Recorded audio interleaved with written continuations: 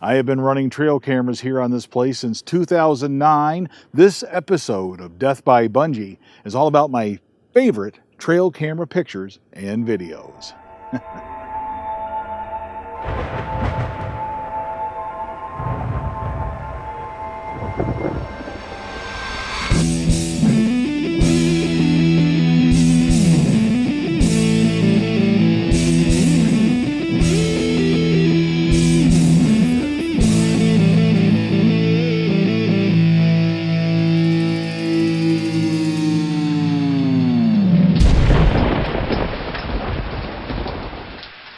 I have thousands and thousands of trail camera videos and pictures. I think by last count I had 47,000 images and videos saved on my hard drives. About 136 gigabytes worth of information. That's a lot of trail camera activity on hard drives. I love my trail cameras. They are something that I look forward to each week, and I am happy in this episode of Death by Bunjie. I figured it'd be a great time, now that we're in the off season here, to do a video about some of my favorite videos, my favorite pictures out there, and show those to you. This is not a show about big bucks. I have said that since day one on Death by Bunjie. I love big bucks as much as the next guy, but I love trail camera pictures, whether they're of big bucks or does, healthy fawns, raccoons, bears, possums, or what have you. In fact, one of my favorite trail camera videos was a video of a doe just over the bank here, and I watched her ruminate. I watched her actually chew her cud in front of the camera. I'm not just talking about something that she did one time, did for a few seconds, and I got one video of. I have 5 minutes worth of video footage of this doe standing in front of that camera, chewing her cud. It is the most amazing thing. You can see, as she chews it up, you can see it go down, you can see her regurgitate it, you can see it coming back up her esophagus, you can see her chew it again and swallow it again. This is what deer do, and I'm getting video of that on a trail camera up close and personal. How awesome is that? To me, that's what trail cameras are all about, that unique experience. I would never in my lifetime have the opportunity to see that without a trail camera. Several years ago, this time of year as well, I had an opportunity to see my entire deer yard. Basically, it was every deer in the area make its way through this property, running from a predator, running from people, whatever it was.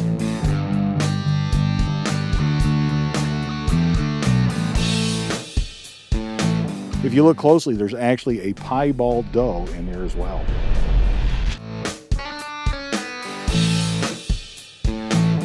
Close-ups are another great thing that I love about trail cameras. I look forward to it every week if I get a close-up. It's something I share on our Facebook page. I try to have a close-up of the week. I just love the close-ups. Deer investigating those cameras or other animals, getting close to the camera lens so you can get a picture up close of those deer. Because it fashion, it keeps me warm and attractive. Ignites our passion. Nylon and polyester might work for some, but leather and furs are flat out awesome. Fur-lined gloves keep my fingers warm. Now I'm ready for any storm. I'm a carnivore. He's a carnivore. I'm a carnivore. He's a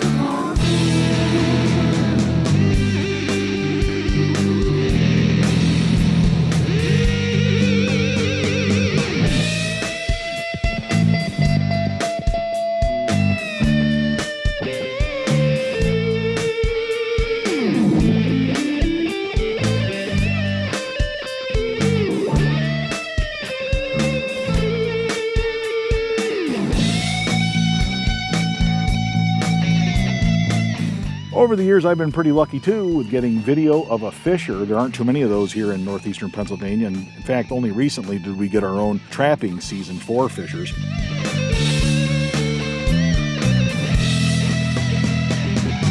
Plenty of bobcats. I seem to see a lot of bobcats, but it's always interesting to see a mature bobcat, one of those big bobcats. kill animals and hang them on the wall.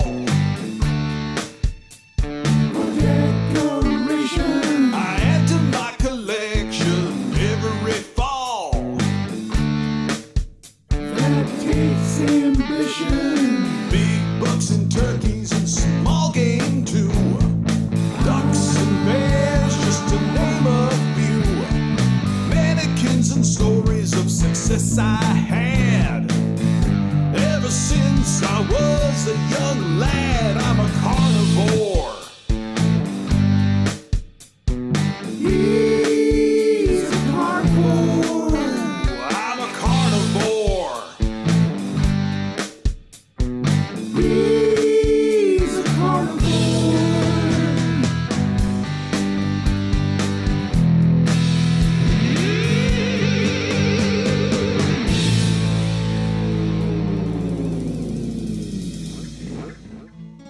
Another interesting use for trail cameras is gut piles. Pitch a camera over your next gut pile and wait and see what you get. This year I had a bunch of crows over a gut pile, and I was quite amazed by the number of crows that found that in the middle of the woods.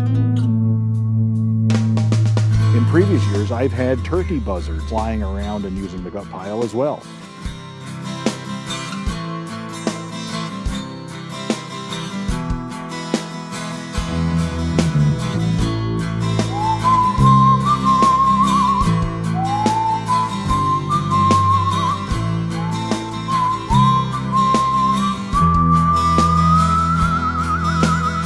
That's just interesting trail camera footage to me. In addition to the crows, I've had other birds. Anytime you're doing a food plot, if you have a new fresh planting, freshly tilled earth, when you throw a trail camera up over that, it's interesting to see the number of robins you'll get and other birds using those food plots, looking for worms and looking for those seeds. And let's not forget the occasional unknown or mystery creature. Check out this one from back in 2009. I'm pretty sure that was just a fawn, but it might have been a chupacabra, I'm not sure.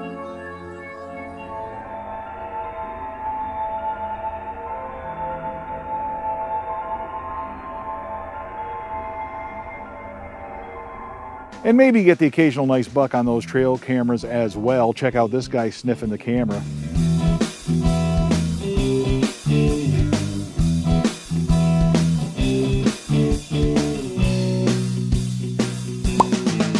I was standing in line at the dandy today, and I heard this woman in front of me say, "Feel sorry for me." You can't beat that.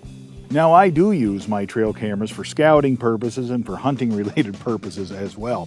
When the hunting seasons are approaching, I tend to put them out and put them over trails, see which deer are using which food plot, things like that. And they're really handy for that purpose. I do get the occasional nice buck on these. Over the years, several years ago, I had what I call the big guy making his way around here. He's probably the most mature buck to make his way around this property in decades, as far as I'm concerned. I've never seen a buck that mature, that big on this property.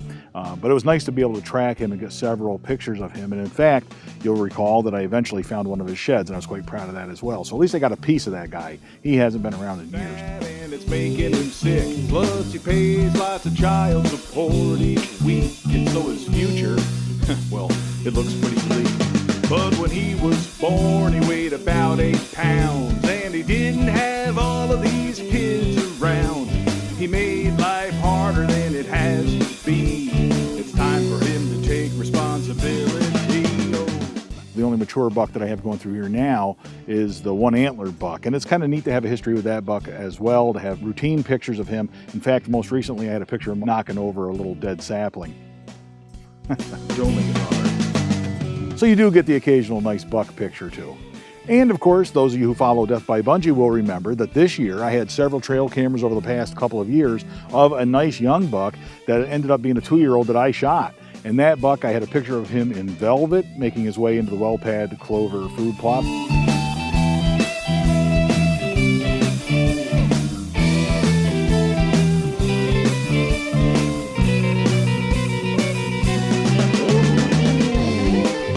Pictures of him fighting the one antler buck up here in the Buckfield food plot.